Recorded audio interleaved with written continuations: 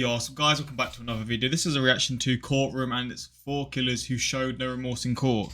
These court ones are always quite interesting. My uploads are going to be very sporadic for the next 10, 11 days until I think the 24th is when I'm back from Romania, traveling tomorrow morning. I've got to try and do loads of videos in preparation, so I've not got much time. Again, my flight was cancelled a few days ago, so it ruined my plans to get videos out for when I'm away again. So yeah, I'm going to get a few reactions done, but can't say it's going to be a lot. But we're going to jump into this video and see some of these I guess moments where this happened, and yeah, hopefully going to enjoy. If you want some more reactions whilst I'm away, because I'm not going to be posting as much, links are in the description to my Patreon. I've got loads of videos posted from ages ago there, so yeah, links are there. But let's jump into this and see what some of these moments are. This is Ronnie ONeal. He is a double murder suspect in Riverview, Florida. If you think I'm here to play around with y'all, goddamn it, I'm not. ONeal was 29 when he fatally shot He's coming with that energy when he's the one who's done it. Like, what's going on? his then girlfriend Kenyatta Barron. Following this, he murdered their own daughter by striking her multiple times with a hatchet. God. She was only 9 years old. ONeal also stabbed their 8-year-old son before pouring gasoline all over. Bro, this guy is ill. What the hell? This is dark. Jeez. For the house and setting it on fire. ONeal was arrested upon fleeing the burning house. The son was able to escape but was critically wounded and suffered from burns. The first 911 call on the incident was from the girlfriend, who was heard screaming before suddenly hanging up. 8 minutes later, another call came in from ONeal. 911, what is your emergency?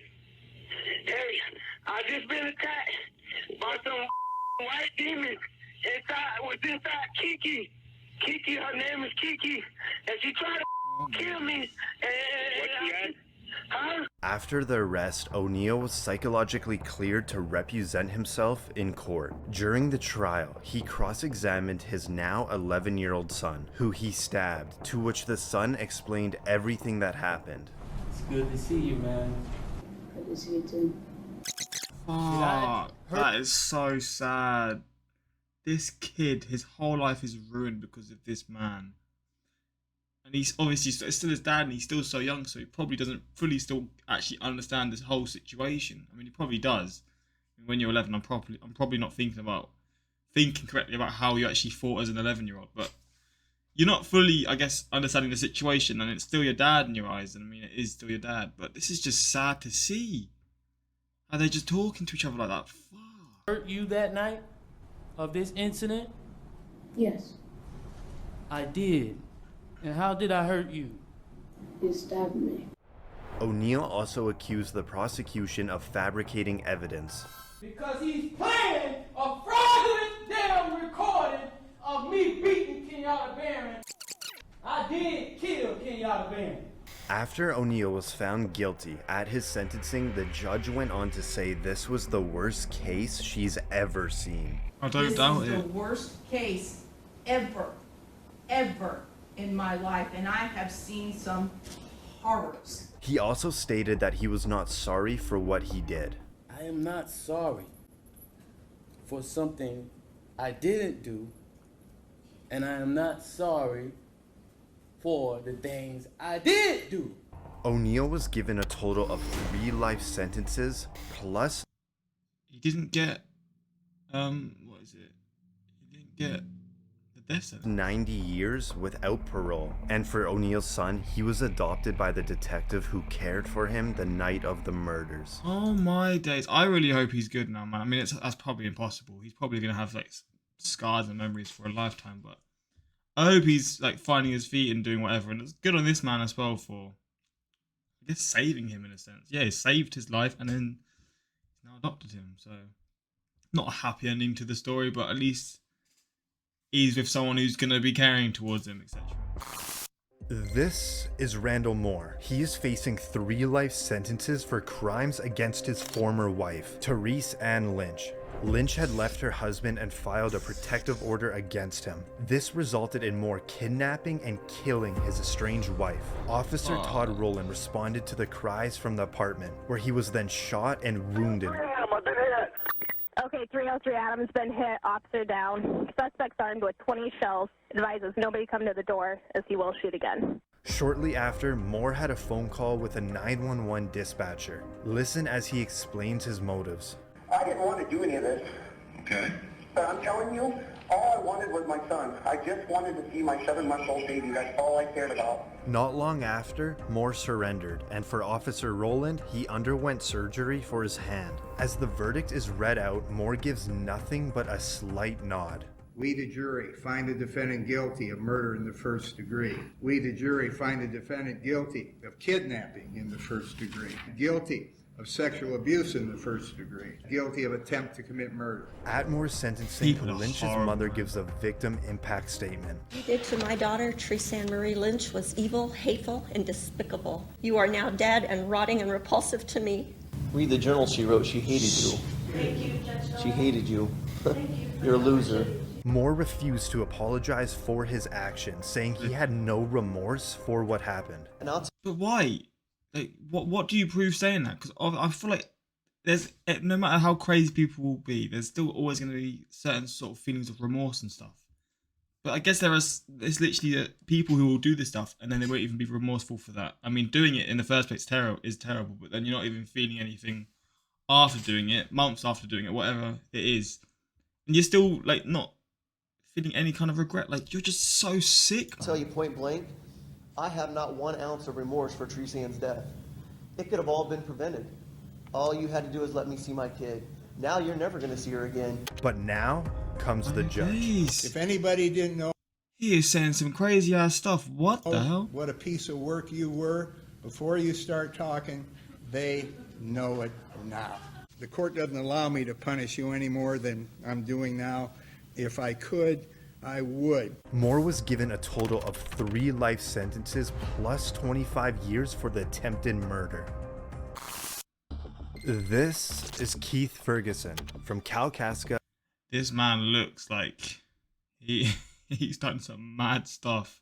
Michigan. What is it going to be? Because I'm expecting some crazy ass thing. He was sent to court for 12 felony counts, including kidnapping and murder.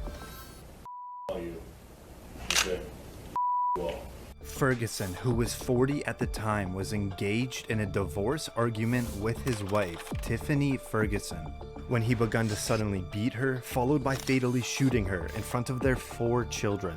He then hauled the children over to Tiffany's parents' house, where he fatally shot his father-in-law. After fleeing the scene, Ferguson stormed a nearby house, taking the owner hostage, and barricaded himself. Why would you have to involve someone else now? Like, it's 2 people not enough? 2 people as close to you as anyone can be. Inside the home. After a 7-hour standoff, Ferguson was arrested. The defendant has already murdered multiple people, and fled, and has taken hostages. During Ferguson's court appearance, his attitude and remorse towards the situation baffled everyone. All right, Mr. Ferguson, can I get you to stand up there at the podium, please? All right, I need to have you raise your right hand for me.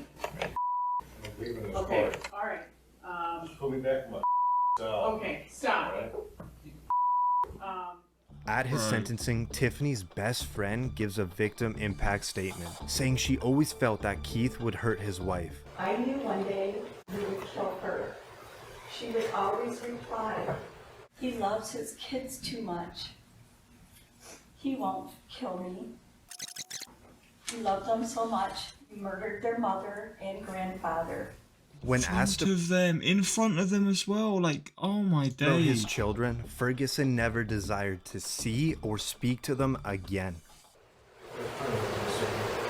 The judge responded by saying, "You may not meet the clinical definition of insanity, but there's clearly something fundamentally wrong with you." Ferguson was given a life sentence without the possibility of parole. I'll see y'all in hell. This is Michael. It's all a game to them, isn't it? Like, he's just like enjoying it, kind of. It's just weird. Swanson, who was 17 when he went on a killing spree of 2 Iowa gas station attendees in the span of an hour. Where did you shoot? On the body? Yeah. And in the face? In the face? Okay. Why the face? I thought I was just gonna shoot to injure her. Why would I shoot her at all? Swanson entered a gas station in Elgano, Iowa, in a ski mask and a handgun, demanding cash and cigarettes from 47-year-old Vicky Bowman Hall. Despite following the request without hesitation, Swanson still shot and killed her. An hour later, in Humboldt, Iowa, Swanson repeated the same act in another gas station, this time killing Sheila Myers. He was arrested 60 miles away from the shooting when authorities identified his vehicle. With both victims following his request but were killed anyways, it indicated that murder was Swanson's primary goal. How did it feel when you pulled the trigger? I mean, some people say that, you know, it feels powerful or that it's kind of a rush, or what did you feel when you pulled the trigger? I feel powerful. Swanson was charged with 2 counts of first-degree murder and 2 counts of burglary. All allegations of Swanson's motives were answered by himself. I then intentionally, deliberately, and with premeditation shot the clerk, causing her to die. I did this with a specific intent to kill her. Now, as one of the victim's daughters gives a Why, man? Oh, you're so sick. I just can't stand that there are people like this. It just really annoys me and gets on my nerves, and just everything about it. It's just so crazy to me. a victim impact statement, Swanson sits completely emotionless. How could you do what you did to my mom and my family? I want to know if you're even sorry. Are you sorry for what you did? My mom was not only completely 100% innocent, but she was also a defenseless woman when you came in with that gun. You said you did it for cigarettes and money and so no one could identify you, but I think that's a lie. You did it, as you later said on, that it was so you could feel powerful. At Swanson, I hope he gets absolutely destroyed in prison, man. There are certain people that will not last, and he's definitely one of them. He just looks like a scrawny kid who, again, was looking for a power trip, and now he's gonna hopefully live the rest of his life getting treated as the bottom of the barrel in prison. Like, you know what it is? It's hopefully there'll be some kind of redemption in that. I mean, it's not going to be any kind of redemption or whatever, any kind of like actual thing to like bring back their mums or the people that were killed, but still for him it's just, I hope that's happening to him, man. Was sentenced, he smiled and laughed. Cold-blooded murder. You're gonna get destroyed in prison, man. Cold-blooded murder, young man. You are dangerous. You are unpredictable. Prison for the rest of your life. Swanson was given 2 life sentences, and 4 years into his sentence, he slit another inmate's throat. What the fuck? How sick are these people?